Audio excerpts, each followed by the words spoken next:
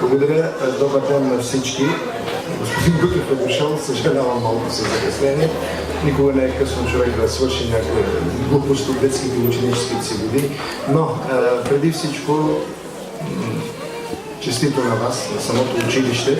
Спомням си с много хубаво чувство времето и датата 6 септември, миналата вече година, 2014, когато училището започваше първата си година, а сега вече приключва 2015.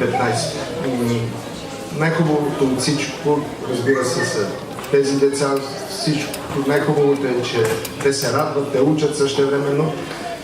Те са най-добрите посланици всъщност и носители на приятелството, на любовта, на мира. И за това поздравявам от името на посолството тях, както разбира се и скъпата мила госпожа директорката, ръководството, а започна с децата, ръководството и разбира се пак отново децата. Идеята просто на училището, на образованието, в името включително, в което съвсем не е без значение, впрочем, за запазването на българския дух в чужбина, както и разбира се за нашите добри отношения с Великата Франция, с Великия Париж.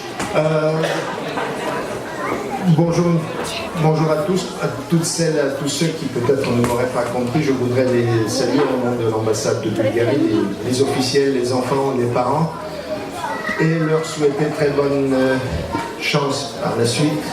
Très bonne chance à toute l'école, au nom du savoir, de la lumière pour ainsi dire, au nom de l'amitié entre nos deux capitales, nos deux pays bien sûr, et à titre personnel, je crois que ça n'échapperait à personne à la veille de si belles fêtes comme celle de Noël et du jour de l'an.